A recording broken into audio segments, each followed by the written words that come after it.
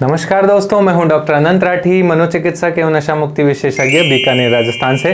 दोस्तों, ये एक बहुत अच्छा पॉजिटिव साइकोलॉजी का टॉपिक है जिसके बारे में आज हम बात करेंगे। इससे पहले अगर आपने मेरे चैनल को अभी तक सब्सक्राइब नहीं किया हो तो इसे सब्सक्राइब कीजिएगा और बेल आइकन को दबा दीजिएगा ताकि मेरे अगले वीडियो की जानकारी पहुंचे आप तक सबसे पहले।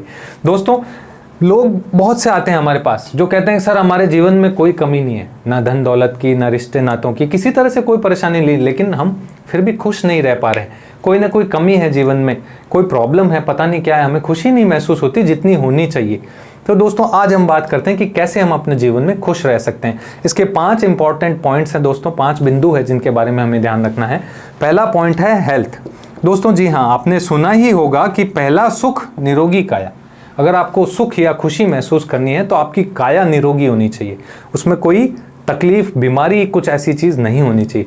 अब दोस्तों, काया निरोगी हो तो हमें क्या करना होगा उसके लिए? एक तो हमारी बॉडी को फिट रखना होगा, दूसरा हमारे खाने पीने का ध्यान रखना होगा। फिट रखने के लिए जो वर्ल्ड हेल्थ ऑर्गेनाइजेशन है उसकी गाइडलाइंस के हिसाब से 20 to 40 मिनट्स की exercise 5 days in a week भी अगर आप करते हैं, हफ्ते में 5 दिन 20 से 40 मिनट की एक्सरसाइज, जिसमें ब्रिस्क वॉक भी इंक्लूड है, मतलब जिसमें थोड़ा बहुत पसीना आना चाहिए, सांस फूलनी चाहिए। ये एक्सरसाइज अगर हम करते हैं तो हमारी, अगर हम बचपन से लेकर के और बुढ़ापे तक ये एक्सरसाइज करते हैं तो ये हमारी ज़िंदगी में 12 साल जोड़ देती है हमारी हेल्दीनेस के। हमारी ज़िंदगी 12 साल ज़्यादा होगी जिसमें हम हेल्दी रहे हों। जी हाँ दोस्तों, ये नई स्टडी से ये भी पता चला है कि मान लो कोई एक व्यक्ति है जिसको ब्लड प्रेशर, शुगर है, पर वो रोजाना एक्सरसाइज करता है, और एक व्यक्ति है जिसको ना ब्लड प्रेशर है ना शुगर है पर वो एक्सरसाइज नहीं करता है, तो इन दोनों में से कौन ज़्यादा लंबा जिएगा, कौन ज़्यादा हेल्दी रहेगा? वह व्यक्ति जो रोजाना एक्सरसाइज करता है। इतनी इंपॉर्टेंस है हमारे जीवन में फिटनेस की, एक्सरसाइज की, हमारी हेल्थ को अच्छा रखने की। दूसरा है फूड। हमें अपना फूड देखना होगा। फूड में दोस्तों जंक फूड्स को अवॉइड करना, फ्रूट्स, वेजिटेबल्स और अंकुरित दालें, इनको हमारे फूड में जरूर इंक्लूड करना। ये 2 इंपॉर्टेंट पॉइंट है जिसका अगर हम ध्यान रखें तो हम हेल्दी अपने आप ही रहेंगे। तो ये 2 बात हो गई हेल्थ से रिलेटेड। दूसरी बात है दोस्तों फाइनेंस से रिलेटेड, कि हमारी फाइनेंशियल सिचुएशन। जी हाँ, दूसरा जो मैंने आपको एक कहावत सुनाई थी कि पहला सुख निरोगी काया, तो दूसरी लाइन इसकी है दूसरा सुख घर में माया। पैसा हमारे पास होना चाहिए। अब प्रॉब्लम क्या है? पैसे की कोई लिमिट तो है नहीं, कितना हो उतना हो जिसमें हमें कोई तकलीफ नहीं हो। साईं इतना दीजिए जामे कुटुंब समाए, मैं भी भूखा ना रहूं साधु न भूखा जाए।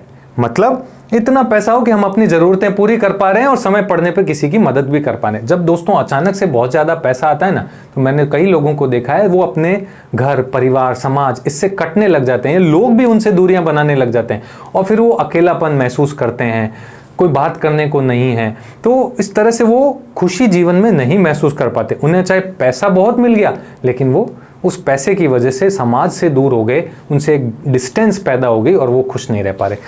दूसरा, हमें अपने फाइनेंस को मैनेज भी करना होगा। हम जितना भी कमा रहे हैं हमें उसको डिवाइड करना होगा कि हम इसको कैसे खर्च करें।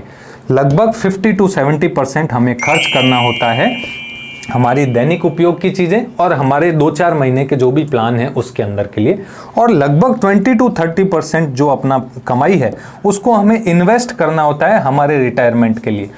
इसको तरीके से इन्वेस्ट करें कि तब हम काम करना बंद कर देंगे, तब हमें पैसे की रिक्वायरमेंट होगी, तो वो पैसा कहाँ से आएगा? वो इन्वेस्टमेंट के लिए पैसा हम अगर अभी भी लगा के रखते हैं तो हमारे भविष्य में जब हम रिटायर हो जाएंगे हमें टेंशन नहीं होगी। ये एक जो है वो खुशी का तरीका है कि हम अपनी फाइनेंस को मैनेज करें। तीसरा जो पार्ट है वो है लोग, हमारे आसपास के लोग। कौन लोग? हमारे परिवारजन हैं, हमारे फ्रेंड्स हैं, हमारे समाज के लोग हैं। इन लोगों से अच्छा संवाद बनाए रखें, इनसे अच्छा रिलेशन बनाए रखें, कोई डिफरेंसेस नहीं पैदा करें। जितनी हम इनसे बात करेंगे उतनी हमें ज़्यादा खुशी महसूस होगी। तो इन सब की केयर करें, इनकी तकलीफ़ों को सुनें, इनकी खुशी में शामिल हो, इनके दुख में शामिल हो। तो जब हम किसी और को खुश रख पाते हैं ना, तो हम खुद खुश हो पाते हैं। जब हम किसी और की केयर करते हैं तो हमें खुशी मिलती है। तो लोगों की केयर करें, उससे आपको खुशी मिलेगी। उनके बारे में जानें, उनकी तकलीफ़ों को सॉर्ट आउट करने की कोशिश करें, ये आपको खुशी देगा।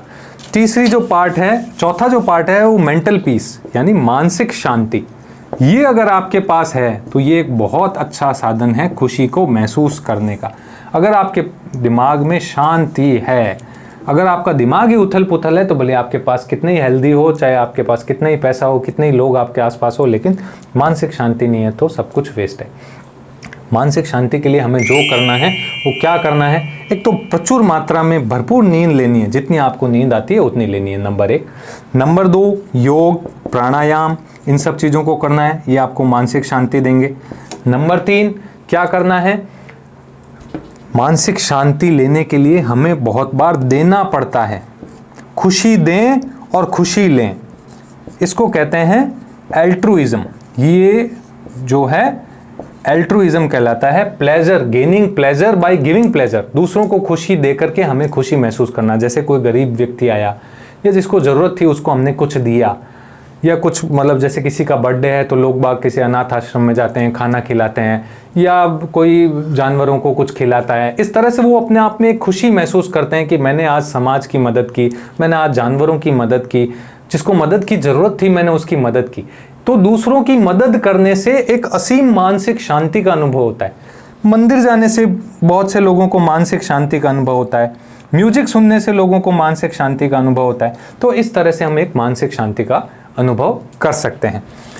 5वां और जो लास्ट पॉइंट है वो है ग्रोथ, यानी जीवन में लगातार आगे बढ़ता रहना। मेंटल ग्रोथ भी एंड और भी चीज़ों की ग्रोथ, मतलब हर चीज़ में हमें आगे बढ़ते रहने की लालसा होनी चाहिए।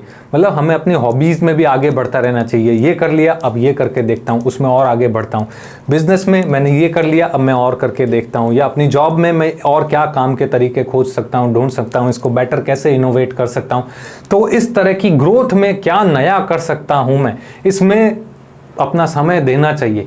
जब इस ग्रोथ को हम अचीव करेंगे ये हमें एक खुशी देगा। जब हम अपने टारगेट्स को अचीव करेंगे तो वो हमें खुशी देगा।